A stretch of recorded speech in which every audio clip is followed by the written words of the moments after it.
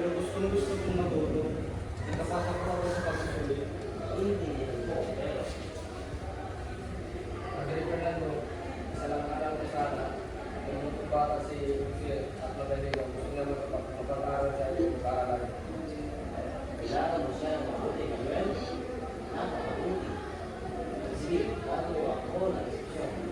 Pero, pinapangako mo sa akin kung makaaral siya. Pag-aaral siya mabuti. Bagay.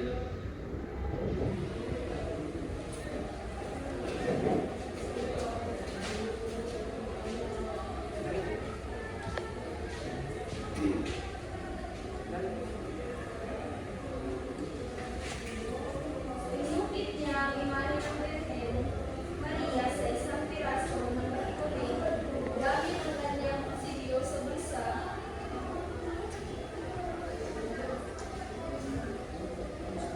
Hindi napansin ni Rizal na napahanga ang isang parinhesa sa kanyang tinamot.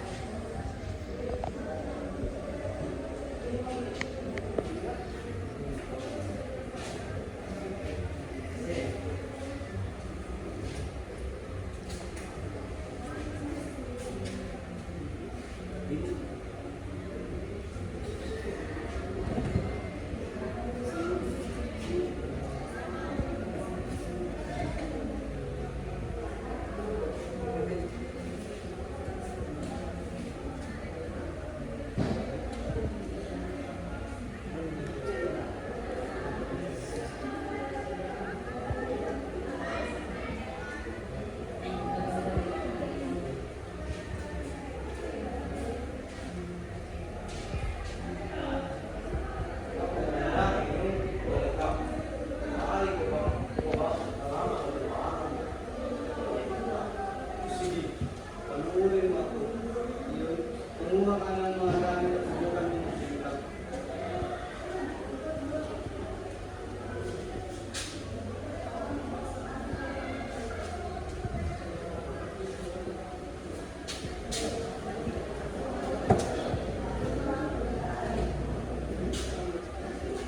Noong panahon iyon, nag-aalok ang pamantasan ng Ateneo de Manila ng isang 6 na taong programa na nagkakaloob ng akademikong titulo ng Bachiller sa Sine. Kinuha ni Rizal ang lahat ng mga asignatura sa ilalim ng programang Bachiller sa Sine. Matapos matanggap ang titulo, nakapasa si Rizal sa kanyang pagsusulit na siyang layunin ng pamantasan ng Ateneo. Habang nag-aaral sa Ateneo, nag-aaral siya ng pagpipinta sa ilalim ng hostesa. Sa kanyang ika-4 na taon sa Ateneo, nagtapos si Rizal na may titulong bachelor sa Sine at nakamit ang pinakamataas na parangalan sa akademya. Nang si Rizal ay nasa Ateneo, nadama niya rin ang unang pag-ibig sa dalaga na nagngangalang Segunda Patigbak na Dalipang Batangas na nagpatibok sa kanyang puso. Ako'y uuwi muna sa aming nalambat. Ako'y uuwi muna sa aming nalambat. Baka na yung bakasyon na hindi muna tayo magkita. Siguro na may dadaan muna kayo sa Kalamba bago kayo magtungo sa Lipa, Batangas. Hindi ko yung mababatian. Kung kayo pa mga binibini, pagkalalaki ko na lang na madaanan kayo sa Kalamba. Bilaw na puso.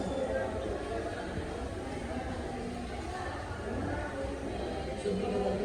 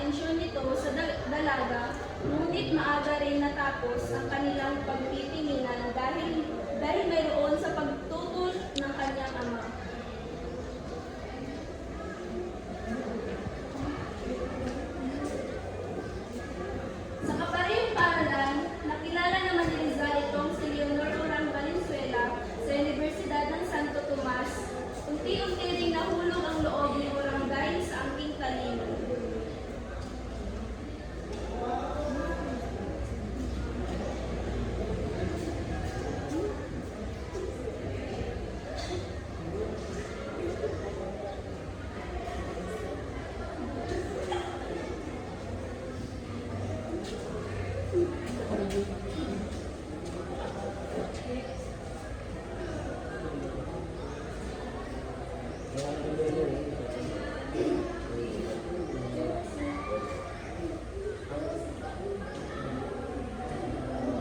binibili yung pinsan ay pinagpamalangin ko na lang na hindi tayo magpinsan.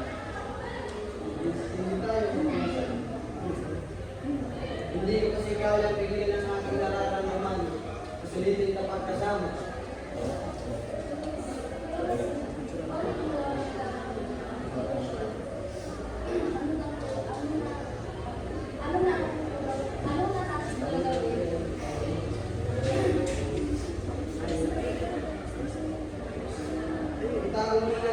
Itago muna natin ang lihim na ugnayan sa ating mga kamag-anak. At tatawagin kitang Tainis.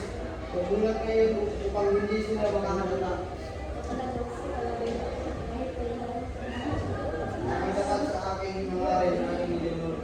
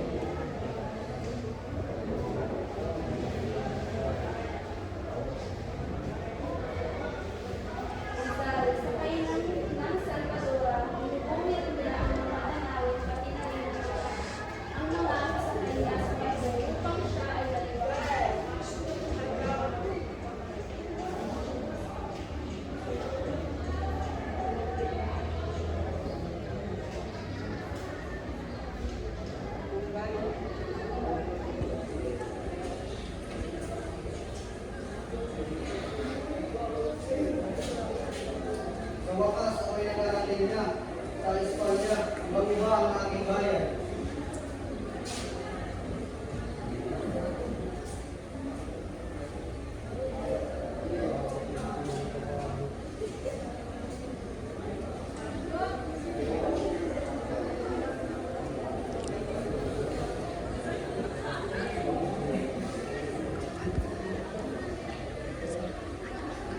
Juan, hola. It's good to see you. Rizal. Hola. When did you arrive? Just this morning. Barcelona is incredible. When did you arrive today? How was the trip? A little long. But the view of the sea gave me entertain. Hola, amigo. Felix. Felix, may aligo de Berta también. How was your trip? Good. Barcelona is fascinating. Well, show you around the city. Don't worry. Thank you. I'm looking forward to getting to know it. What are you planning to do here, Rizal? I'm going to study medicine, but also familiar Black Spanish culture, literature, and history. Excelente Barcelona. Perfect place. I hope to learn a lot, and also I want to write. Sa Madrid, walang hangganan ang pagkauhaw ni Rizal sa kaalaman. Lubos siyang nag-aral ng Ingles, French at German, at nagtagumpay sa pagiging dalubhasa sa wikang ito upang palawakin ang kanyang pag-unawa sa mundo at palakasin ang kanyang pakikibaka para sa Pilipinas. Ang bawat librong nabasa, ang bawat wikang natutunan ay nagpapatunay sa kanyang matatag na dedikasyon sa kanyang tinubuan. Hindi maiwasan malumbay at makadama ng kalungkutan si Rizal, ang pagkawala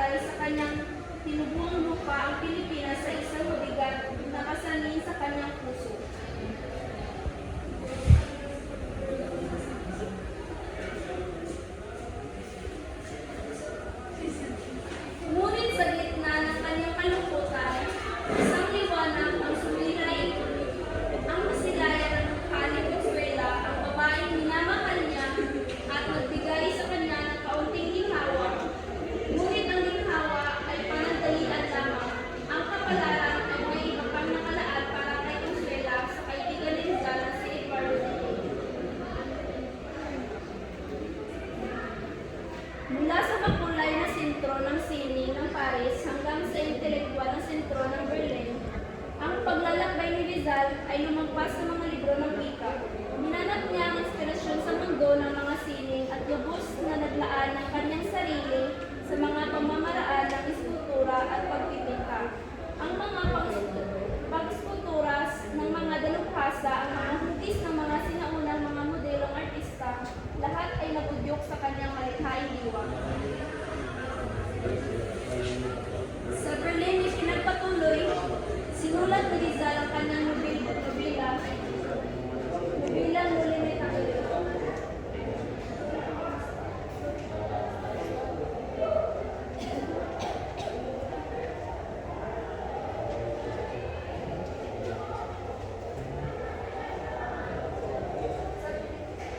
Patuloy niyang isulat ang kwento na naglalantad sa mga pang-aabuso ng mga Espanyol sa Pilipinas. Ang intelektual na kapaligiran ng lungsod ay inakatulong sa kanya upang mapaganda ang kanyang mga argumento at palakasin ang kanyang mensahe.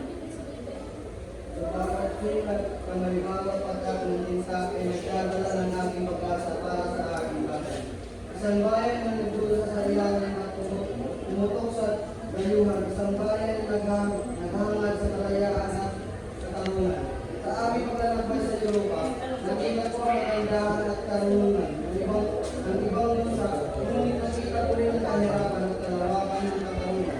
Ang aking sarili bansa, ang mga pang-aabuso, ang kahirapan, ang kawalan ng edukasyon at lahat ng ito ay nagtudyok sa akin na magsulat ng isang panawagan na magising sa katotohanan, na lumaban para sa kanilang karapatan na magkaisa para sa isang mas magandang kinabukasan. Sa bawat pahina, bawat salita, ibinumos ko ang aking gusto at kaluluwag. Sana'y maunawaan ang aking mga kababayan ang mensahe na aking nobela. Sana'y magising sila sa katotohanan at lumaban para sa kanilang kalayaan. Ang aking layunin ay ang kalayaan ng aking bayan.